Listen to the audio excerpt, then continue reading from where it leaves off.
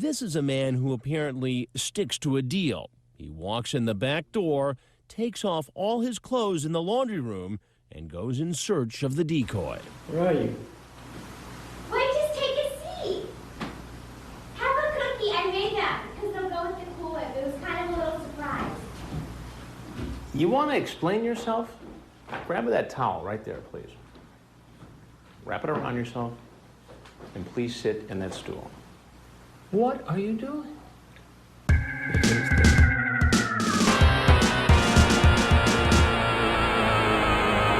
I think most people who were born before the year 2000 are aware of the show To Catch a Predator. If you're not, let me give you a quick rundown. In 2004, the American television program Dateline NBC began to air a segment entitled To Catch a Predator. The show was hosted by Chris Hansen, and the basis for the segment would be luring potential sex offenders into a decoy home where Chris Hansen could sit them down and expose them for their crimes. These crimes being attempting to engage in sexual activity with a minor they met online. The show would air for about 4 years and consist of several investigations in multiple cities. The first 2 investigations would consist of a third party, a group named Perverted Justice, who would pose as minors online in order to lure potential sex offenders to NBC's Bait House. Once they had sufficient proof in the chat logs that the predator clearly had sexual intentions with the minor, a meetup would be scheduled and the trap would be set. When the predator arrived, an actor would pose as the child and invite the predator in.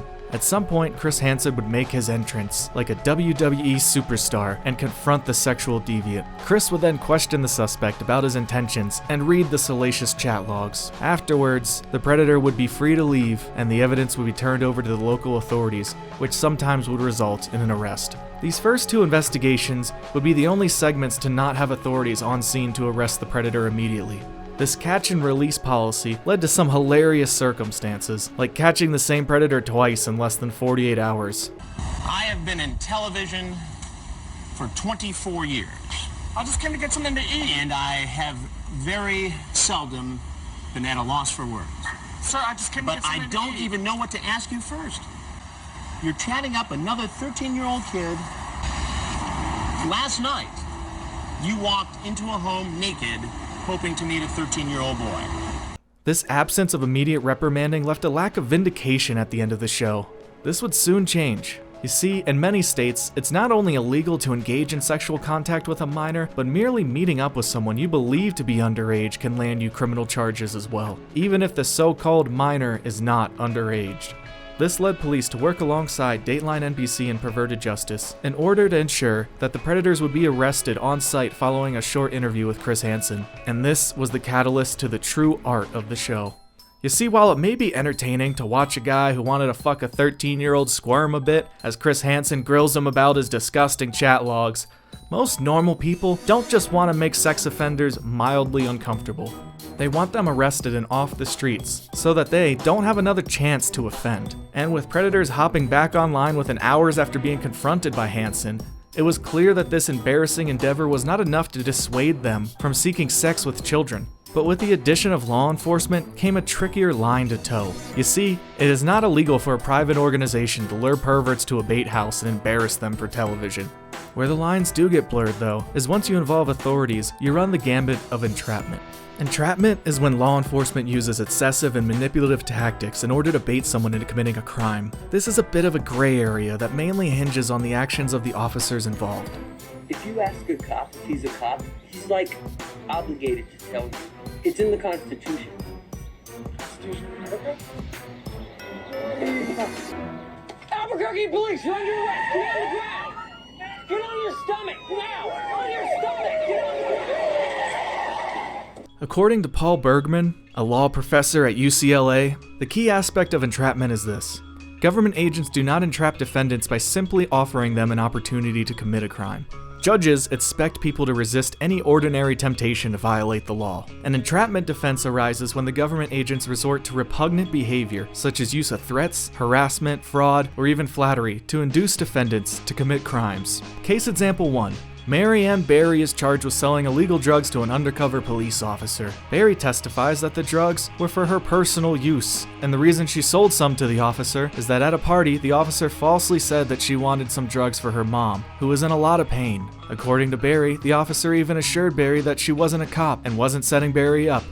The police officer's actions do not amount to entrapment. Police officers are allowed to tell lies. The officer gave Barry an opportunity to break the law, but the officer did not engage in extreme or overbearing behavior. Case example 2. Mary Ann Barry. What a great name they chose for this example. Mary Ann Barry is charged with selling illegal drugs to an undercover police officer. Barry testifies, "The drugs are for my personal use. For nearly 2 weeks, the undercover officer stopped by my apartment and pleaded with me to sell her some of my drugs. Because her mom was extremely sick and needed the drugs for pain relief, I kept refusing. When the officer told me that the drugs would allow her mom to be comfortable for the few days that she had left to live, I broke down and sold her some drugs. She immediately arrested me." The undercover agent's repeated entreaties and lies are sufficiently extreme to constitute entrapment. With this in mind, both Chris Hansen and Perverted Justice claim that their decoys never instigate sexual conversations with potential predators. Not only this, the volunteers also claim to never have initiated any of the conversations. This statement is contradicted, though, by former Dateline anchor Stone Phillips, who claimed that in many cases, the decoy is the first to bring up the subject of sex. Once the hook is baited, the fish jump and run with it like you wouldn't believe. It should be kept in mind, though, that a decoy being the first to bring up the topic of sex is unlikely to solidify an entrapment case by itself. Despite many precautions set in place to avoid entrapment, cases have gone both ways, with some judges dismissing the entrapment claims, and others dismissing cases and criticizing the tactics of Perverted Justice. Entrapment was not the only factor that Dateline had to set precautions for. If you pay attention, you will notice that Chris Hansen takes careful precautions to make sure that the predator keeps their hands away from their pockets. Your hand right there. Okay. Do me a favor, just take your hands out of your pockets if you would. Okay. A common tactic used by law enforcement to avoid the chance of the suspect drawing a weapon. Police and trained security were always on scene, and were usually in feat of intervening any altercation that may occur. The decoys as well were clearly trained to avoid contact with the predators, furthering the security of the volunteers involved. I do. A hug? I don't know. Hey. The security measures in place were a reflection of the professionalism of the people involved with these televised investigations. Obviously, the main goal of any television program is ratings, which should not subtract from the positive work they are doing. It does, though, display the talent of the production crew. There was a clear process for how each predator should be dealt with, and psychological manipulation was commonly employed to get the suspect to divulge as much information as possible for the highest amount of entertainment for the viewers. Not unlike detectives during an interrogation process, Chris would employ several techniques to keep his suspect talking, one being the alternative explanation technique. Even though Chris has the chat logs, he offers the predator a chance to explain himself, knowing that he's giving them just enough rope to hang themselves. And I'm thinking at this point, okay, here we go. I'm just going to let the line out a little bit here and see how far he takes it. All right. Go ahead, please sit down. Why were you in such a hurry to get over on the other side of the fence? Oh, nothing. I thought I was looking for somebody, and that's all. I'm sorry. And who were you looking for? John Pedersen. John Pedersen. Yeah. And why were you looking for John? Well, I was going to talk about some business. And what business was that? I'm going to try to find a job somewhere, and I heard about John Pedersen. And why did you come to this house looking for John Pedersen? I had a phone call. A phone call. Chris Hansen stands at 6'2", often leading him to tower over many of these perverts, who seem to float around the middle ranges of 5 feet. The coup de grace of the segment would be when Chris would dismiss the deviant to leave the house, knowing law enforcement would be waiting with glee, and using liberal amounts of force to bring the predator into custody. This combination of cunning entertainment and catharsis led to a fantastic series of television drama. What should be stressed, though, is that this was the end product of many efforts of trained professionals who took their job seriously. Not only were they considering the best entertainment value, they made sure to exercise precautions that would lead to the most amount of sex offenders actually facing justice.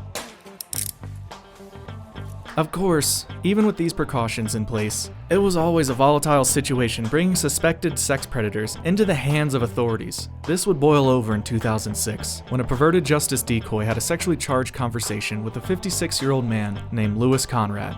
Louis Conrad was a district attorney in the state of Texas. He had been posing as a 19-year-old college student online in order to solicit nudes from minors. After a phone conversation with the decoy, Conrad got spooked and ended the contact with the supposed 13-year-old. He then began to delete content from his MySpace page in an apparent attempt to cover up his tracks. Unfortunately for Conrad, law enforcement had enough evidence already to have a warrant signed for his arrest. On November 5th, police arrived at Conrad's home, along with a camera crew from NBC. Conrad, fearing what was bound to come, took his own life. He talked about coming over to the undercover house, but in the end, never did. And as far as we know, never knew Dateline was in the area. The Murphy police obtained an arrest warrant for Conrad and did something we've not seen before. They contacted the local authorities in Conrad's town and knocked on his door. Conrad didn't answer, but police said there were signs he was still inside, so a tactical team was called in. The officers lined up in formation, then broke through the back door. But before they could make the arrest, the assistant DA pulled out a gun and pointed it at his head. Lieutenant Adana Barber was there. As they made entry, they confronted the suspect. I believe he was in the hallway, and he told them he wasn't going to hurt them, and then shot himself in the head. Though Chris Hansen initially claimed that NBC was not on the private property, this was later proven to be false by an investigation from their competing network, ABC. The sister of Conrad would sue NBC for $100 million and later settle out of court for an undisclosed amount. In 2008, To Catch a Predator would be officially ended by the network. But others would be inspired by Hansen's work and decide to run their own little sting operations on perverts. And this brings us to our next segment. How not to catch a predator. And then that crappy pizza that nobody eats is the 13-year-old! You went for the pizza! I swear to God, you Down syndrome, Harry Potter-looking piece of crap! That's my son! He's trying to have sex with my son! What are you harassing me for? You're here to meet a 15-year-old. Fucking goddamn phone away from me! What are you gonna do? What are you gonna do? What are you gonna do?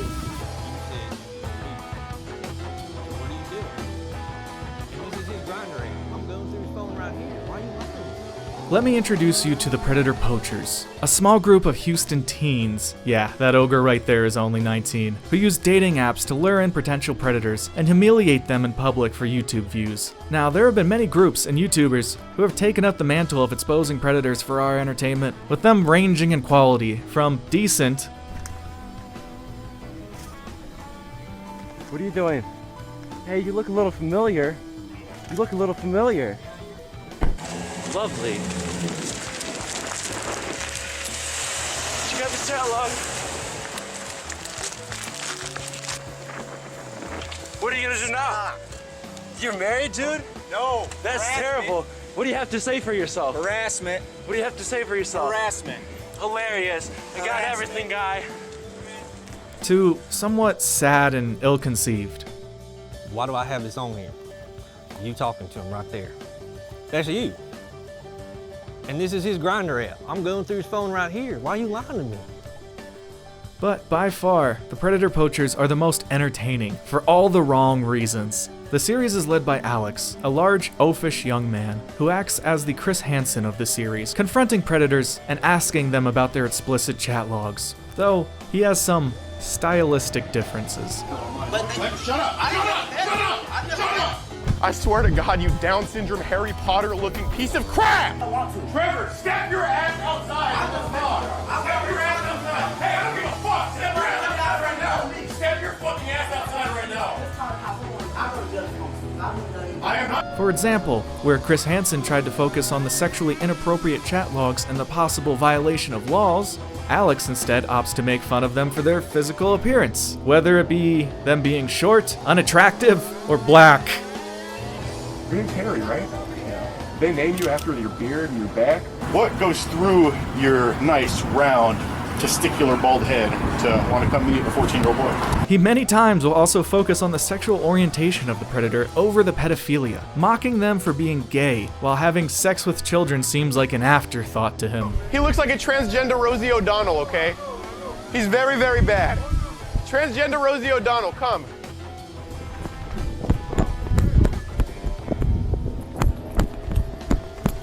Come on, transgender Rosie O'Donnell, face what you did, okay? It's very, very bad.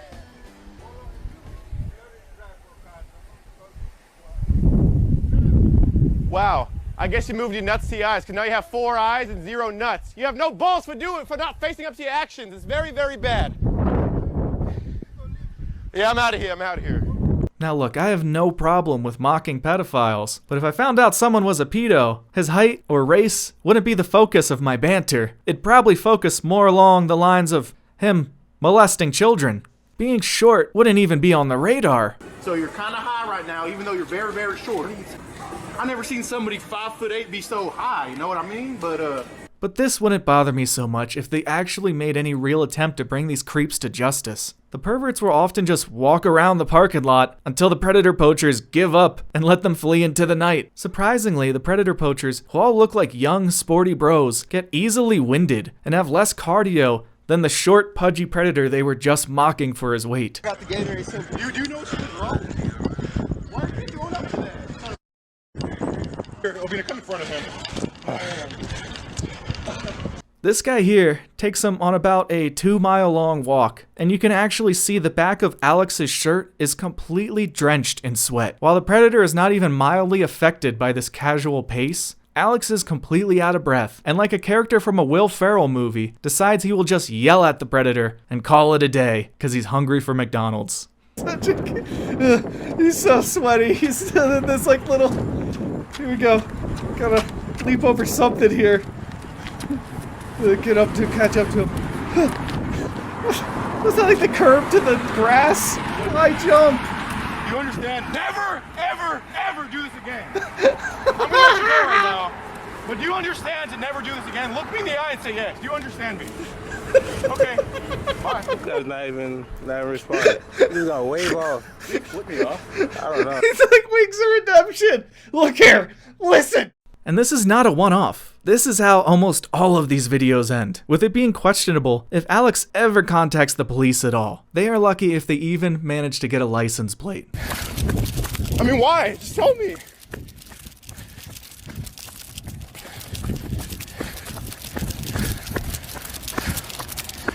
Oh,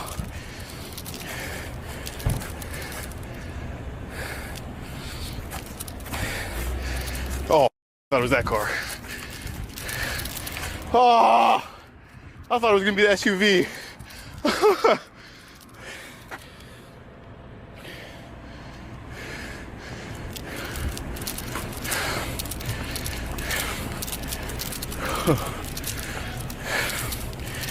Anytime Alex confronts a black predator, he exaggerates his southern accent to give him the air of a good old boy, and often drops borderline or just straight up racist quips. If you're about to come meet a 15-year-old, look, I don't work for HPD, but I have HPD on speed dial, so I'm gonna need you to stay and talk for a little bit, son.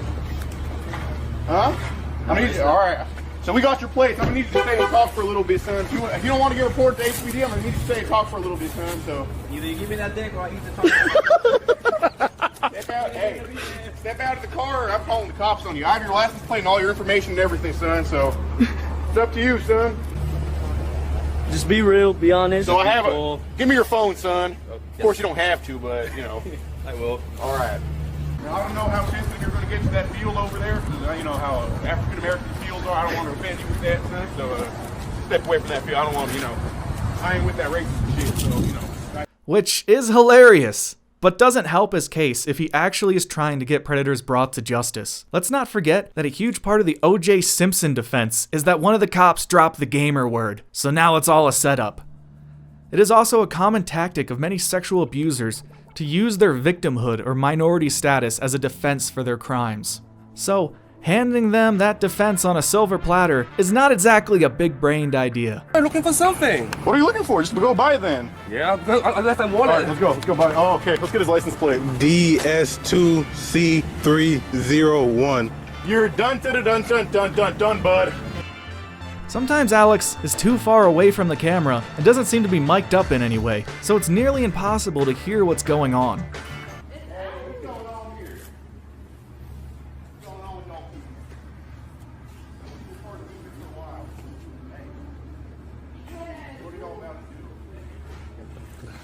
Alex also has the tendency to label anyone who criticizes his tactics as pedo defenders. Similar to how Shiloh referred to Nicholas DiOrio as a predator for questioning a GoFundMe campaign set up by her fellow Onision escapee, they lump their critics in with the offenders. In fact, I would not be surprised if Alex calls me a pedo defender for pointing out these issues with his operation. Alex is not the only problem though. The cameraman for predator poachers should have one job: film the predator and the affiliated information like a license plate or car make and model. Instead, they often choose to just film Alex so that they can catch his oh-so-witty quips. For that, and since you're wearing maroon in Austin, which is home of the Longhorns, that's home of the Aggies. But since you're on Grindr, I'm going to say home of the. All right, you see what I did there? Okay. I hope the camera picked that up. That was a great joke.